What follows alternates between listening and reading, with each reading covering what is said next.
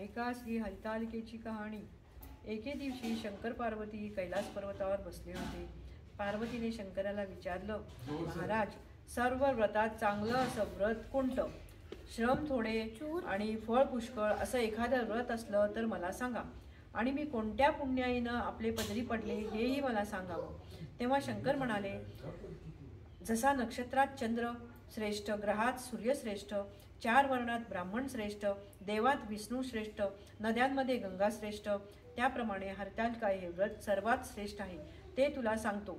तेच तू पूर्वजन्मी हिमालय पर्वतावर केलंस आणि त्याच पुण्याईनं मी तुला प्राप्त झालोय। हे आता ऐक। हे व्रत भाद्रपद महिन्यातील पहिल्या तृतीयेला करावं। ते पूर्वी कसं केलंस तू, मी तुला आता सांगतो। तू लहानपणी मी तुला प्राप्त व्हावं म्हणून मोठा तप केलास। 64 वर्ष तर झाडाची पिकली पाने खाऊन होतीस। थंडी, पाऊस, ऊन ही तिन्ही दुःख सहन केलीस। हे तुझे श्रम पाहून तुझ्या बापाला फार दुःख झालं व अशी कन्या कोणाला द्यावी अशी त्यानं चिंता पडली। इतक्यात तिथं नारद मुनी आले। हिमालयाने त्यांची पूजा केली व येण्याचं कारण विचारलं। तेव्हा नारद म्हणाले, तुझी कन्या उपवर झाली आहे, ती विष्णूला द्यावी, तो तिचा योग्य नवरा आहे। त्यांनीच तुला तुझकडे मागणी करण्यास पाठविले आहे, म्हणून इथवर मी आलो आहे। हिमालयाला मोठा आनंद झाला ना। त्यानं ही गोष्ट कबूल केली। नंतर नारद तेथून विष्णूकडे गेले। त्यांनी ही हकीकत कळविली व आपण निघून दुसरीकडे गेले। नारद गेल्यावर तुझ्या बापाने ही गोष्ट तुला सांगितली। ही गोष्ट तुला अजिबात रुचली नाही, तू रागावलीस। असं पाहून तुझ्या सखीनं रागावण्याचं कारण विचारलं।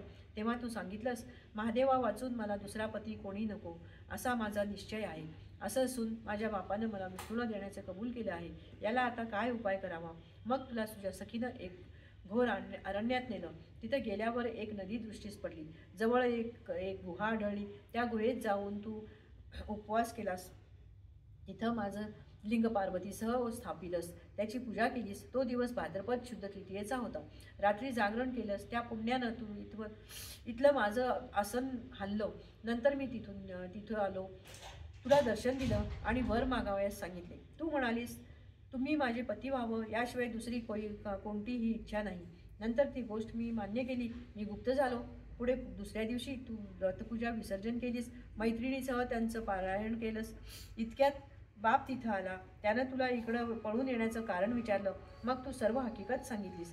पुढं त्यानं तुला मलाच देण्याचं वचन दिलं। तुला घेऊन घरी गेला। मग काही दिवसांनी चांगला मुहूर्त पाहून मला अर्पण केली।